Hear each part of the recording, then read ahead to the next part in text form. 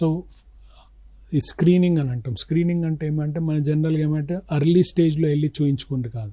Screening అంటే ఏమి అంటే మీకు సిమ్టమ్స్ లేనప్పుడు పసిగట్టామంటే క్యూరబుల్ ఉంటుంది.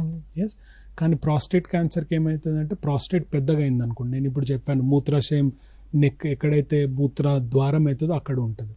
సో వాళ్ళకి మెయిన్గా ఏంటంటే మూత్రం ప్రాబ్లం ఉంటుంది. మూత్రం తరచుగా వెళ్ళడము, మూత్రం వెళ్ళిన తర్వాత వెంటనే రాదు, మూత్రం పోయడానికి ప్రెషర్ పెట్టాల్సి వస్తుంది, మూత్రం పోసేప్పుడు ఆగి ఆగి వస్తుంది, మూత్రం పోసిన తర్వాత ఇంకా మిగిలి ఉన్నట్టు అనిపిస్తుంది, మళ్ళీ రాత్రి నిద్రలోకి వెళ్ళేసి మూత్రం పోయాల్సి వస్తుంది.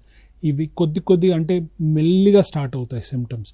అండ్ 1 year తర్వాత ఏమవుతుందంటే వాళ్ళకి ధార సరిగ్గా ఉండదు, మూత్రం రాత్రంతా 3-4 సార్లు లేస్తూ అంటారు. సో ఇవన్నీ మల్టిపుల్గా అవుతూనే ఉంటాయి.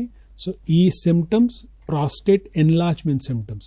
క్యాన్సర్ సిమ్టమ్స్ అంటే తొందరగా వచ్చినాయి. ఇప్పుడు నార్మల్గా నాన్ క్యాన్సరస్ ఎన్లార్జ్మెంట్ ఉన్నదంటే 2 ఏళ్ళు పడుతుంది సిమ్టమ్.